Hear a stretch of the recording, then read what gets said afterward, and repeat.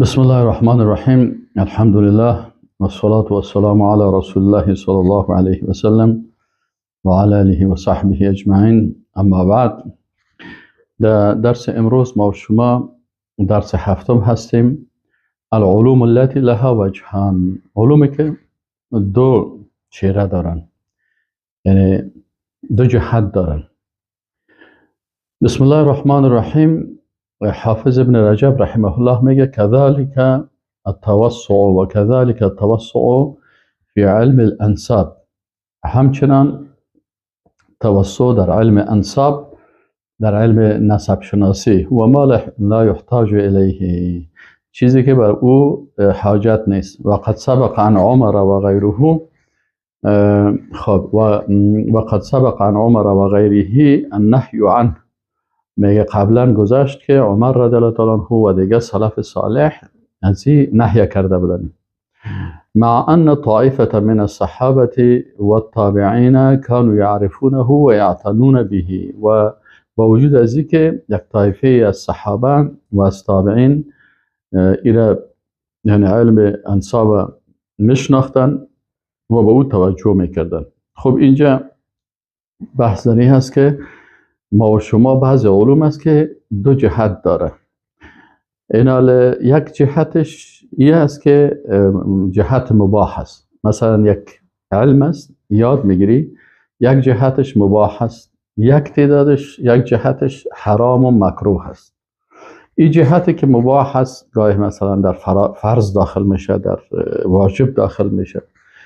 لها وجه مباح اذا تحققت به المصلحه. مثلا وجه مباح چی هست که وقتی یک مصلحت دمو علم باشه. مثلا یک علم است او یک دو وجه داره. امی عین علم گاهی مباح میشه به اساس مصلحت و گاهی مکروه میشه. خب حالا چه قسم مباح میشه؟ لها وجه مباح اذا تحققت به المصلحه. وقتی که برش یک مصلحت دینی و ایمانی و اعتقادی و منفعت دنیوی و اخروی دو باشه، وقتی که مصلحت باشه مباح است. قد یکون مندوبا، و امی مصلحت وقتی که آمد باز امی علم گاهی مندوب می باشه، یعنی مستحب است، او واجبا یا گاهی واجب و فرض میشه به حسب المصلحه، به سبب امی مصلحت. ثانیا ولها وجه آخر، مثلا مثالایش میگه باز ولها وجه آخر، و امی علم یک وجه دیگه داره، عین علم است که یک حالت دیگه داره.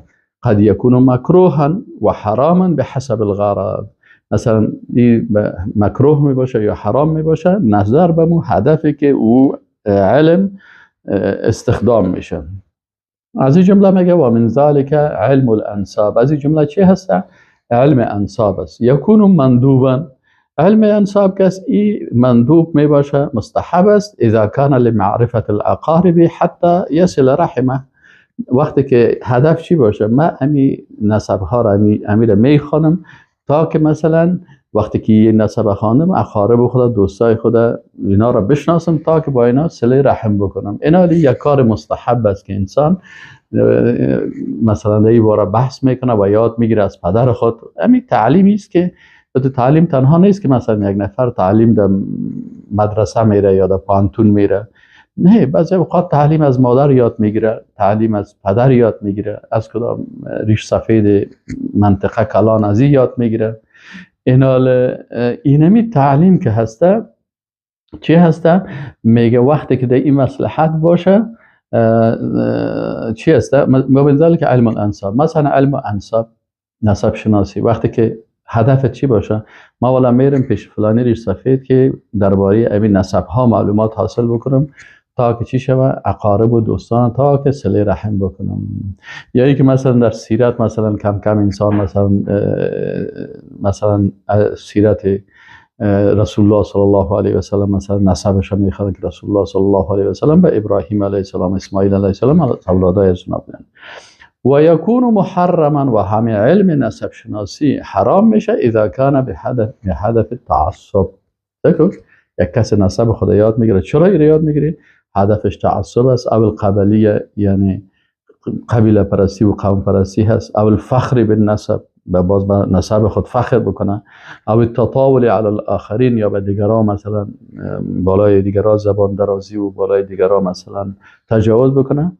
و یکون مکروها اذا توسع مما لا یحتاج الیه، وقتی که توسع میکنه در نسب گپا وقتی که ضرورت نیست. اگر ضرورت نبود این در جمله مکروهات حساب میشه. ما و شما متوجه باشیم یکی مشروعات داریم، یکی غیر مشروعات. مشروعات چی است؟ مشروعات فرض است، واجب است، سنت است، مستحب است، مباح است. این 5 چیز در جمله مشروعات است. 3 چیز دیگه ما و شما در جمله غیر مشروعات داریم. یکی چی هست غیر مشروعات؟ یکی حرام است، یکی مکروه است، و یکی هم چی هسته؟ یکی حرام است، یکی مکروه است، و یکی هم مفسد یا فاسد. این مکروه است، گاهی مکروه تنزیهی می باشه، گاهی مکروه تحریمی می باشه. به هر صورت اینجا اینا پس علم نسب شناسی چند جهت پیدا کرد؟ 2 جهت پیدا کرد. اگر با این مسئله باشه خلاص که ما ضرورت داریم که صله رحم بکنیم، مباح است. و اگر به خاطر قوم پرستی و گپا شد چی میشه؟ حرام میشه. قال الحافظ ابن رجب وكذلك التوسع في علم العربية لغة ونحوا. و همین قسم توسع کردن در علوم عربی در لغت و نحو، این هم 2 جهت داره. این هم 2 جهت داره. یک وجهش گاهی واجب می باشه، فرض می باشه. مثلا ما در یک خانواده عجم پیدا شدیم و ما قرآن درست نمیفهمم معنایش و نمیتونم ترجمه بکنم، نمیتونم تفاسیر قرآن بخونم، نمیفهمم مثلا عقیده را، کتابای عقیده سلف بخونم و بفهمم. بنابراین اینجا علوم عربی، صرف، نحو و بلاغات که به این هدف میشه که من یک آله وسیله استفاده میشن تا که چی شوه؟ تا که ما بتانم امی قرآن درست بفهمم، حدیث درست بفهمم، متون عربی را درست بفهمم، کتب سلف درست بفهمم و عقیده و ایمان خود جور بکنم. در این صورت وقتی که به این هدف خوانده میشه، این توسط در علم عربی. اینال اگر این هدف باشه بناهن حتی واجب میشه بالا انسان، واجب است. چرا؟ مالا وقتی که مثلا میگن که وقتی که با یک چیز مثلا یک چیزی که مثلا مالا یؤدی الواجب الا به فهو واجب ایضا، وقتی که یک واجب ادا نمیشه مگر با واسطه از او، مثلا نماز بدون وضو نمیشه، پس وضو چی است؟ فرض و واجب است که ما وضو بکنیم تا نماز بخونیم. این حالا برای فهم قرآن این علوم چی هستن؟ این واجب فرض است. و هو مما یشغل عن العلم الاهم. اما اگر امی لغت و صرف و نحو و بلاغت، یا که اگر باز به خاطر ازی که مثلا کل عمر تا چیز کنی و دایی زیاد وقت تا کلش میتی و بر عقیده و بر تفسیر و به حدیث وقت نمیتی، باز این هم در اینجا چی میشه؟ وجه دیگهش میشه که باز مکروه میشه. این حال ایش مکروه هست که تو زیاد دقت توسع بکنی که مثلا باز فلسفه را در نحو داخل میکنن که فاعل چرا مرفوع است، مفعول چرا منصوب است، مضاف الیه چرا مجرور است. این سوالا و بازی بحثا هست، گپا هست. این بازی عالم میگه و هو مما یشغل عن العلم الاهم، که انسان مصروف میسازن از علم مهمتر، یا یشغل یا اشغل یشغل اگر بخوانیم که مشغول ساخت. والوقوف معه یحرم علما نافعا. اینا چرا میگه این گپ گفتی که توسط ای خوب نیست؟ میگه به خاطر ازی که زیاد توقف کردن، زیاد وقت برزی دادن چی میشه؟ تو را از علوم نافع محروم میسازه. بعض کساس ببینید که در نحو آن قدر وقت خود میده که تقریبا از دیگه چیزها ایره مشغول میسازه. نه، نحو همه قدر میخوانی، 1 سال 2 سال صرف نحو بلاغت میخوانی، خوب دی مهارت حاصل کردی، حرکت میکنی، میری چی رو میخوانی؟ تفسیر میخوانی، حدیث میخوانی، علوم عقیده رو میخوانی. چرا که او علوم چی هستن؟ اینال علوم. اینال ما و شما یکی علوم چی داریم؟ یکی علوم آله هست که صرف و نحو و بلاغت یا آله هستن. یکی علومی که اونا چی هستن؟ اونا هدف هستن، هدف اصلی دین هست که ما عقیده رو یاد بگیریم، فقه دین رو یاد بگیریم.